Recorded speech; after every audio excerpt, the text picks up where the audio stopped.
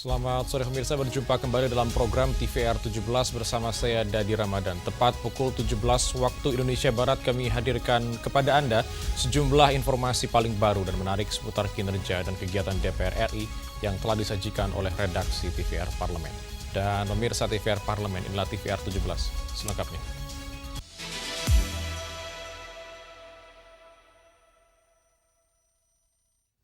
Badan Aspirasi Masyarakat DPR RI menegaskan pentingnya penyerapan aspirasi publik dalam program Makan Bergizi Gratis, menyusul temuan berbagai kendala pelaksanaan di daerah mulai dari pengelolaan hingga pola konsumsi anak. Melalui festival aspirasi yang digelar Badan Aspirasi Masyarakat atau BAM DPR RI di Kabupaten Bekasi, Ketua BAM DPR RI menegaskan pentingnya penyerapan aspirasi publik dalam pelaksanaan program Makan Bergizi Gratis atau MBG. Ketua BAM DPR RI Ahmad Heriawan mengungkapkan masih ditemukan sejumlah persoalan pelaksanaan program MBG meski di Kabupaten Bekasi tidak ditemukan kasus keracunan dalam pelaksanaan MBG. Isu keamanan pangan tetap harus menjadi perhatian serius. Untuk itu, ia berharap perlu adanya evaluasi secara berkala agar mampu menghadirkan ekosistem ekonomi yang lebih berimbang dan inklusif. Saat yang sama juga mereka juga ada keluhan-keluhan. Ya kita tampung aspirasinya seperti apa untuk dikalkulasi, untuk didiskusikan bersama-sama sehingga nanti ada situasi dalam bentuk equilibrium baru, keseimbangan baru di masyarakat kita yang menggerakkan ya UKM-UKM atau UMKM-UMKM, karena pada dasarnya program ini kan program yang memindahkan putaran ekonomi yang biasa di atas menjadi di bawah kan. Ketika di bawah tentu tidak hanya berputar ekonominya, tapi berputar di kalangan masyarakat kecil yang membutuhkan, sehingga dampak kesejahteraannya bisa melebar kemana-mana ya. Kesejahteraan dalam bentuk gizi dirasakan manfaat oleh para siswa, para penerima. Kesejahteraan dalam bentuk yang lainnya adalah putaran ekonomi berada di bawah. Selain aspek teknis, BAM DPR RI juga menyoroti pentingnya koordinasi antara pemerintah pusat dan daerah dalam pelaksanaan program MBG. Dari Kabupaten Bekasi, Zia Ulbar, TVR Parlemen melaporkan. Selanjutnya pemirsa, Badan Legislasi DPR RI memastikan Undang-Undang PPRT menjamin perlindungan dan hak dasar pekerja rumah tangga setelah disahkan dalam rapat paripurna sebagai langkah mencegah eksploitasi dan meningkatkan kesejahteraan. Dengan disahkannya Undang-Undang Perlindungan Pekerja Rumah Tangga, Badan Legislasi DPR RI memastikan RUU PPRT dapat menjamin hak-hak dasar dan penghidupan yang layak bagi pekerja rumah tangga di Indonesia. DPR RI resmi mengesahkan rancangan Undang-Undang PPRT menjadi undang-undang pada sidang paripurna pagi ini. Setelah membahas ratusan daftar inventarisasi masalah atau DIM bersama pemerintah, Ketua Badan Legislasi DPR RI Bob Hasan berharap Undang-Undang PPRT dapat menjadi payung hukum yang kuat dalam melindungi hak-hak pekerja rumah tangga dari segala bentuk praktik eksploitasi. Terima kasih juga kami ucapkan kepada berbagai pihak yang telah memberikan perhatian dan dukungan terhadap kegiatan Badan Legislasi ini, baik dari tim pemerintah maupun pimpinan DPR, sehingga RUU PPRT dapat diselesaikan dan dibacakan dalam rapat paripurna DPR hari ini. Sebagai kado terindah di Hari Kartini, kiranya RUU PPRT menjaga api pemberdayaan Kartini menjadi pelita pelindungan bagi seluruh pekerja rumah tangga.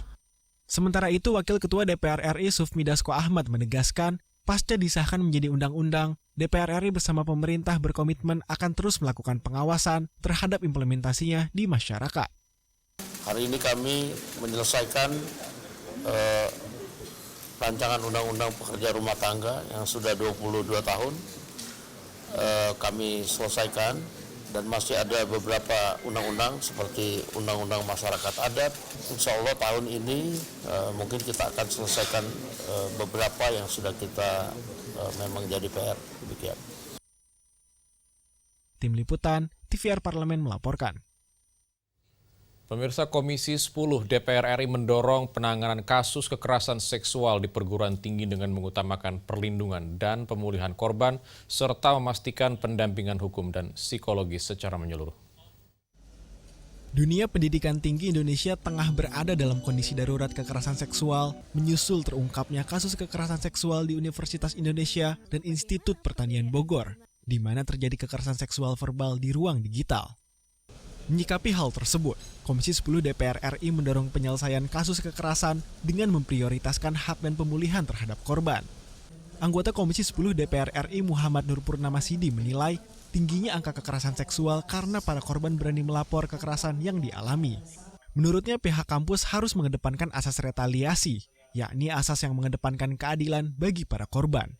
Sudah waktunya apa yang disebut dengan pemberlakuan asas retaliasi. Atas retaliasi ini adalah asas yang itu menjamin pihak korban tidak berubah menjadi pihak yang statusnya menjadi pelaku. Nah, karena itu kami kemarin sepakat, seluruh fraksi yang ada di Komisi 10 sepakat agar asas retaliasi ini akan kita masukkan menjadi norma baru dalam bab khusus yang memang menyangkut pengaturan terkait dengan kekerasan di perguruan tinggi yang akan kita masukkan dalam RUU kodifikasi yang sedang kami bahas terkait dengan perubahan Undang-Undang Sidikdas itu.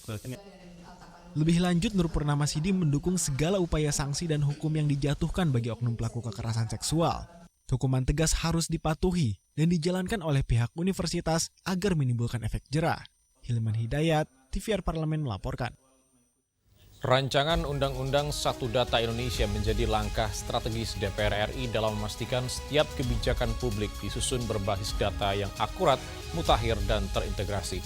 Dengan fondasi Satu Data Indonesia, negara diharapkan mampu menghadirkan perencanaan pembangunan yang lebih presisi dan tepat sasaran. Informasi selengkapnya akan kami hadirkan saat lagi. Tetaplah bersama kami di TVR 17.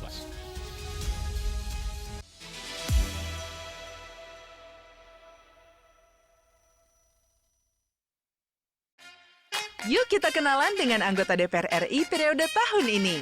Dari depan kursi. Di balik kursi. Gini, di balik kursi. Aku ingin menjadi sesuatu yang mungkin bisa kau rindu. Acap kahiji, rukun sakabehna. Gitulah pokok nama. Semakin penasaran kan bagaimana kiprah karir politiknya? Hanya di TVR Parlemen. Dari ruang sidang Senayan, Jakarta, menyajikan liputan langsung kinerja DPR RI.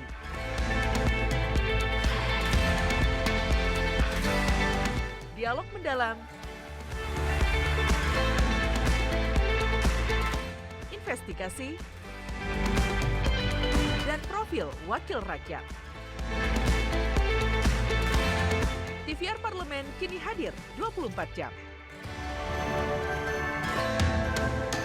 Pembatasan 30% belanja pegawai. Beban 30% itu rata-rata menambah karena penambahan P3K penuh waktu dan paruh waktu. Oke. Yang akan dikorbankan dulu paruh waktu. Wajar kawan-kawan yang P3K paruh waktu khawatir. Kita di Komisi 2 minta Kemendagri, Menpan RB dan BKN melakukan kajian dan melakukan rapat bersama Kementerian Keuangan. Undang-Undang HKPD, ini Kementerian Keuangan. Yes. Ternyata di sini posisi P3K juga tidak cukup kuat ketika ada hal-hal seperti ini nih. Sebenarnya nggak ada masalah. Yang masalah pasti paruh waktu. Tapi akan ada kemudahan juga kan Pak untuk kayak ya udah kalau tidak akan diperpanjang.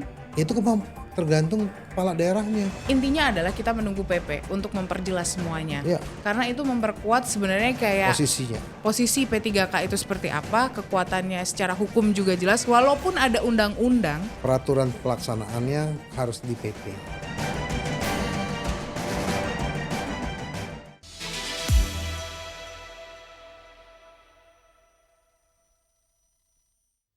Kembali di TVR 17, pemirsa, DPR RI memandang harmonisasi data lintas sektor bukan sekedar kebutuhan teknis, melainkan kunci dalam menghadirkan keadilan sosial bagi seluruh rakyat.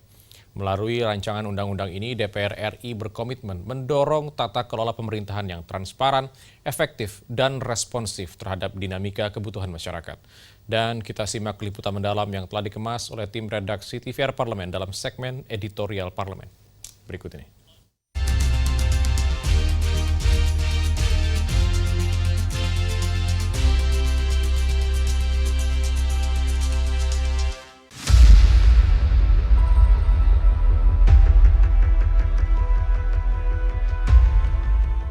Ketidakakuratan data masih menjadi problematik bagi pemerintah Indonesia dalam menjalankan kebijakan publik.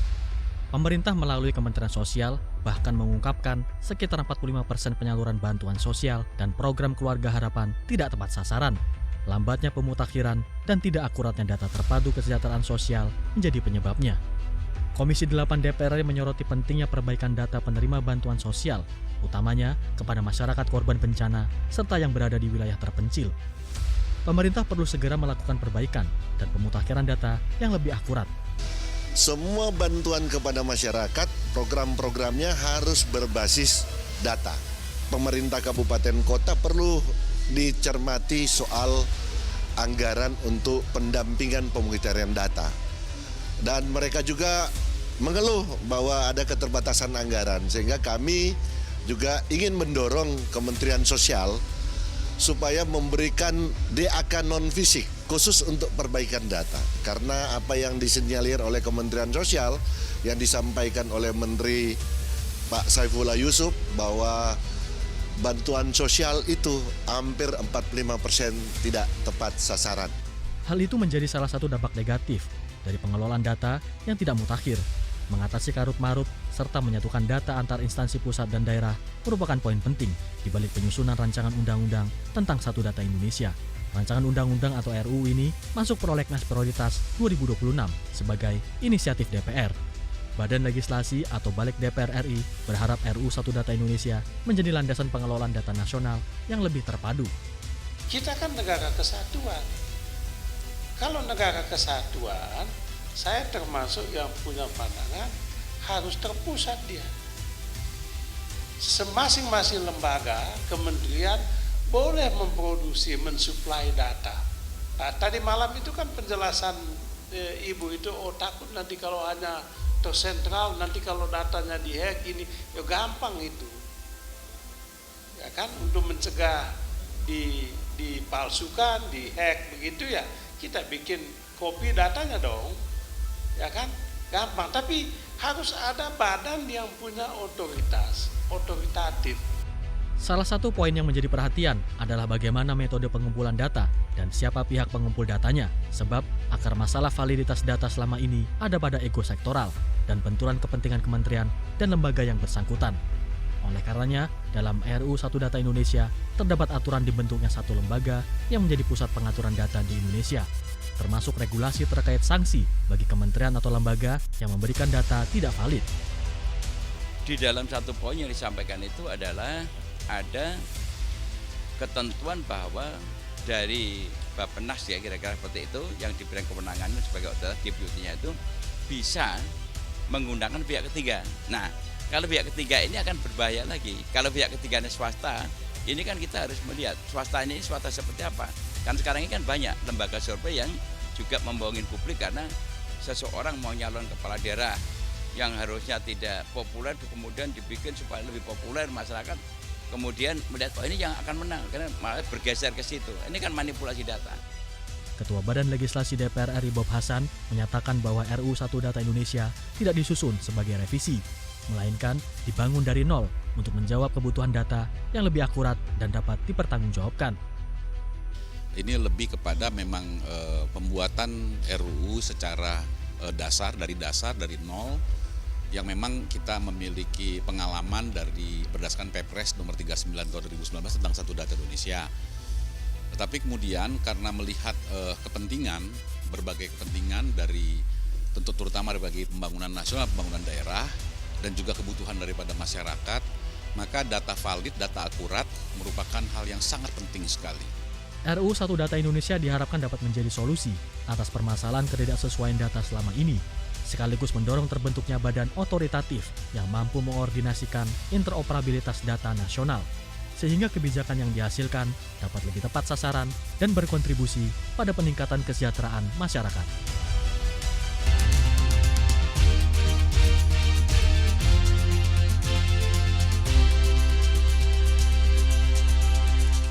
Di tengah dinamika tantangan kesehatan masyarakat dan maraknya peredaran obat serta makanan yang tidak memenuhi standar, penguatan strategi pengawasan oleh BPOM menjadi kebutuhan yang tidak bisa ditawar.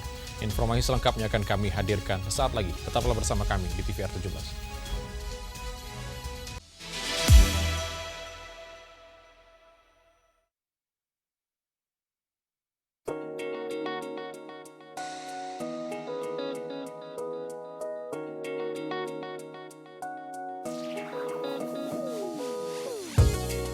Kehadiran mereka tidak hanya mewakili suara perempuan, tetapi juga membawa perspektif yang beragam serta pengalaman hidup yang unik ke dalam proses pembuatan kebijakan.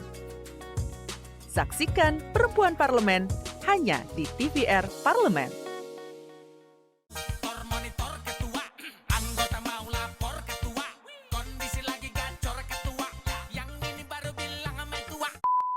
Lihat masyarakat banyak membutuhkan bantuan dukungan karena dukungan dari pemerintah daerah saja tidak cukup, dukungan dari pemerintah provinsi dan pusat saja kadang-kadang memang tersebar ke seluruh daerah sehingga ada daerah-daerah tertentu yang mungkin masih belum bisa menikmati bantuan-bantuan tersebut karena ternyata Cianjur sebagai lumbung padi Indonesia ternyata kekurangan air di mana-mana.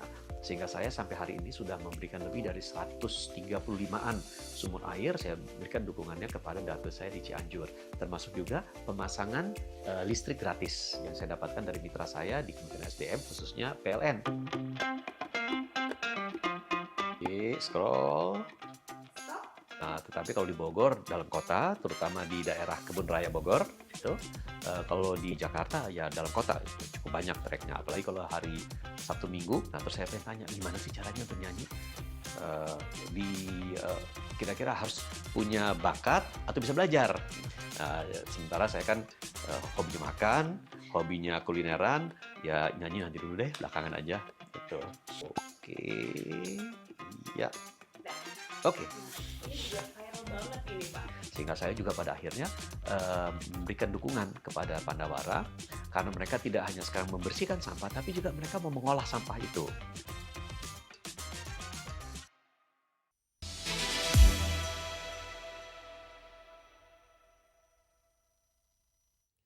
Kembali di TVR 17, pemirsa, meski dihadapkan pada kebijakan efisiensi anggaran, peran pengawasan tetap harus berjalan optimal guna menjamin keamanan, mutu, dan khasiat produk yang dikonsumsi oleh masyarakat. Oleh karena itu diperlukan langkah strategis yang adaptif, inovatif, dan juga berbasis prioritas agar fungsi pengawasan tetap efektif di tengah keterbatasan sumber daya. Untuk selengkapnya berikut laporan rekan kami Vincent Aldi dari Gedung DPR RI Senen, Jakarta. Pemirsa, isu keamanan atas makanan dan juga obat tengah menjadi pantauan dari masyarakat, terkhususnya dari kinerja dari BPOM. Dan pemirsa, terlebih masih juga jarang adanya blokade dan juga sitaan terhadap bahan makanan yang berbahaya pada masyarakat. Terlebih Komisi 9 saat ini juga tengah menggodok dari pandangan atau urgensi dari penguatan sistem pengawasan dari BPOM terkait dengan pengetatan dari izin edar dan juga ketegasan pengawasan di lapangan. Dan sejauh mana dari penguatan regulasi dapat memperkokoh dari sistem pengawasan baik di tahap pre-market dan juga post-market guna memastikan perlindungan kesehatan publik. Dan pemirsa, kita akan bahas dengan salah satu dari Wakil Ketua Komisi 9 DPR RI yaitu Bapak Charles Honoris dari fraksi PDI Perjuangan. Bapak, bagaimana sejauh ini evaluasi dari BPOM sendiri, Pak? Ya, jadi hari ini kami mengadakan rapat pertama sebetulnya dengan Badan POM di tahun 2026 ini dan disampaikan kepada kami rencana kerja dan apa yang sudah dikerjakan selama kuartal pertama di tahun 2026. Memang yang menjadi perhatian terbesar dari kami di sini adalah terkait dengan anggaran ya. Bahwa anggaran yang sudah disetujui di tahun lalu untuk 2026 pun yang sebetulnya sudah sangat terbatas untuk bisa mengawasi peredaran obat-obatan dan makanan di Indonesia untuk memastikan bahwa makanan dan obat-obatan yang beredar aman dan layak untuk dikonsumsi itu sebetulnya sudah sangat terbatas dan terkena efisiensi kembali. Ya, kalau tadi disampaikan kepada kita potongan di tahun ini sampai hampir 300 miliar di tengah memang anggarannya yang hanya sekitar 2,2 triliun. Itu pun 54%-nya sudah habis hanya untuk membayar gaji saja. Sehingga kalau kita melihat dari sudut pandang good governance ya, World Bank misalnya sudah membuat panduan bahwa dalam satu kementerian lembaga untuk gaji karyawan, untuk biaya pegawai itu tidak lebih dari 30%. Ini sudah jauh melampaui itu, sehingga anggaran yang tersedia untuk memberikan pelayanan kepada masyarakat termasuk perlindungan terkait dengan obat dan makanan menjadi sangat terbatas dan kami khawatir kerja-kerja dari Badan POM akhirnya tidak bisa efektif ya, sehingga kami dalam rapat ini memberikan dukungan kepada Badan POM agar pemerintah bisa mengembalikan anggaran yang dibutuhkan agar lembaga ini bisa menjalankan tugasnya dengan baik. Pak, terkait dengan dukungan juga ke BPOM kan di daerah masih kurang dari syarat-syaratnya seperti laboratorium. Agar memperpotong susah nih izin-izin kayak gitu, biar mempercepat memotong gimana dukungan untuk syarat-syarat. Itu tadi ya, semua kembali lagi kepada ketersediaan anggaran. Dengan anggaran yang terbatas saja, kita melihat hari ini personil dari Badan POM di daerah dan juga sarana prasarananya juga sudah sangat terbatas. Nah, kita memberikan penguatan kepada Badan POM agar pemerintah bisa mengembalikan anggaran yang sudah disetujui di tahun yang lalu. Dan dalam waktu dekat ini di masa sidang yang akan datang kita akan mulai membahas anggaran kembali ya. Dan tentunya kami berharap di tahun 2027 pemerintah bisa memberikan anggaran yang cukup ya bagi lembaga ini agar bisa bekerja dengan efektif. Karena apa? Tantangannya kan semakin sulit ya hari ini, perdagangan obat-obatan dan makanan olahan ya bukan saja kita temukan di pasar tradisional, di toko-toko konvensional, tetapi penjualan juga sudah banyak melalui online ya, melalui toko-toko online, sehingga misalnya pengawasan cyber juga harus membutuhkan anggaran yang tidak sedikit. Belum lagi adanya penandatanganan ART dengan Amerika Serikat yang memudahkan suplemen dari Amerika untuk masuk ke Indonesia gitu ya.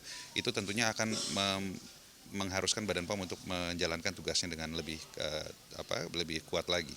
Pak, terkait dengan dorongan ke BPOM sendiri bagaimana dalam kan selama ini informasi barang-barang atau produk yang berbahaya itu kurang Pak, dan sekaligus juga belum ada tindak tegas nih yang bikin efek jera bagi produsen-produsen nakal. Iya, jadi kami berharap Badan POM bisa memperkuat koordinasi dan kerjasama dengan penegak hukum, baik itu kepolisian maupun kejaksaan, untuk mengambil tindakan terhadap produsen yang nakal, termasuk distributor yang nakal terkait dengan obat-obatan dan makanan. Memang masih kami temukan, baik itu pangan olahan maupun kosmetik khususnya, yang memang tidak memiliki izin edar dan masih banyak digunakan oleh masyarakat.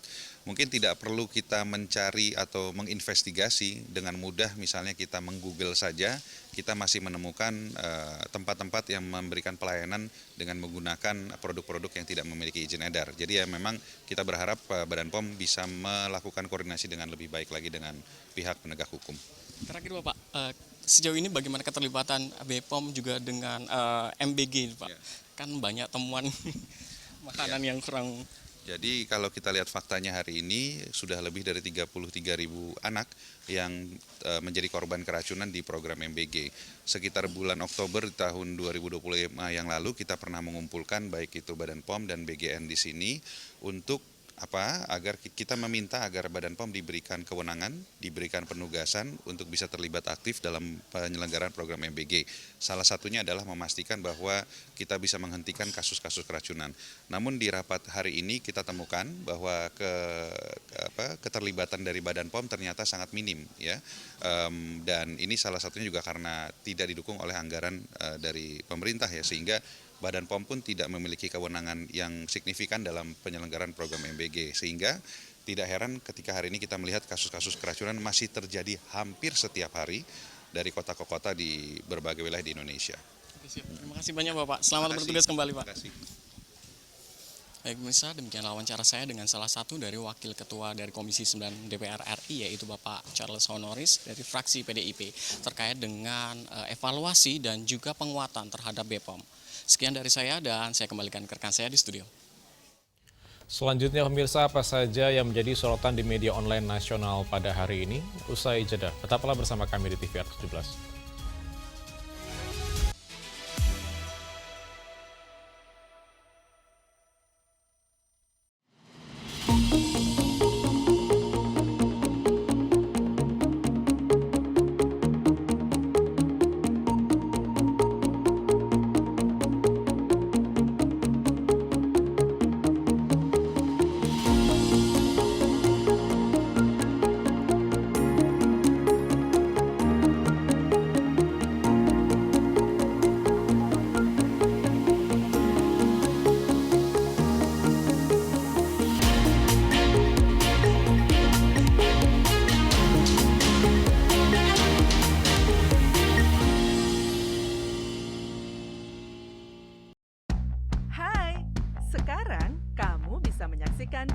Program TVR Parlemen di First Media, channel 18 ya.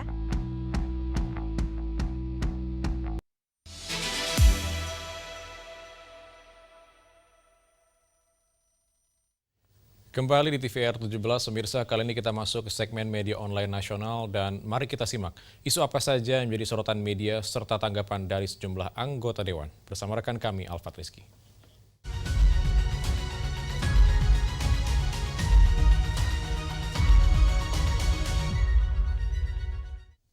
Baik, terima kasih rekan Dadi dan pemirsa. Kali ini saya akan memaparkan terkait dengan kinerja DPR RI pada hari ini dan juga menjadi sorotan media online. Terkait dengan batas usia pekerja rumah tangga disepakati harus minimal 18 tahun. Anda dapat saksikan di layar kaca di sini pemirsa, banyak yang memberitakan terkait dengan keputusan untuk menetapkan batas usia minimal 18 tahun bagi pekerja rumah tangga. Menjadi langkah penting dalam memperkuat perlindungan terhadap hak-hak pekerja sekaligus memastikan terpenuhinya prinsip kemanusiaan. Kebijakan ini bukan sekedar aturan administratif, melainkan wujud nyata komitmen negara dalam mencegah praktik eksploitasi dan pekerja anak, serta menjamin bahwa setiap individu yang bekerja telah memiliki kematangan fisik dan mental yang memadai. Lebih dari itu, kesepakatan ini diharapkan menjadi fondasi bagi lahirnya sistem perlindungan PRT yang lebih komprehensif dan berkeadilan, dan DPR RI terus mendorong agar regulasi yang disusun tidak hanya mengatur batas usia, tetapi juga menjamin hak atas upah layak, jam kerja manusiawi, serta perlindungan hukum yang kuat. Dengan demikian, keberadaan PRT tidak lagi dipandang sebagai sektor informal yang terpinggirkan, melainkan sebagai bagian penting dari ekosistem ketenagakerjaan nasional yang harus dihormati dan dilindungi. Sebagai informasi pemirsa bahwa hari ini DPR RI telah mengesahkan RUU PPRT ini menjadi undang-undang.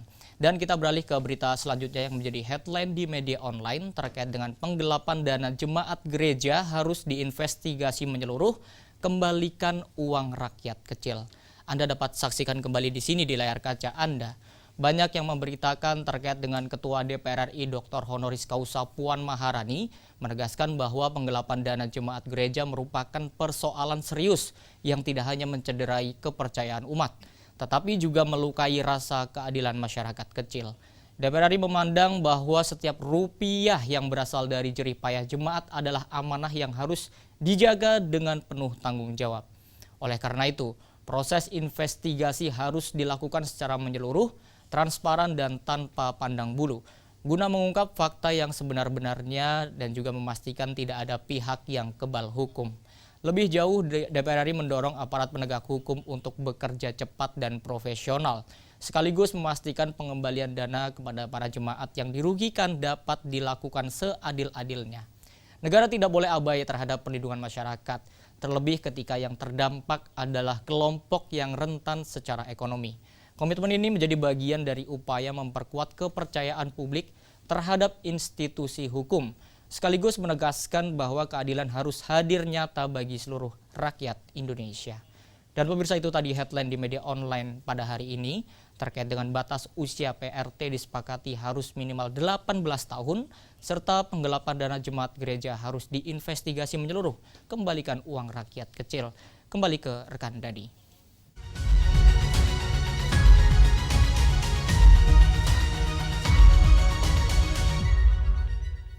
Baik, terima kasih rekan Alfat yang telah menyampaikan sejumlah update sorotan dari media online nasional pada hari ini.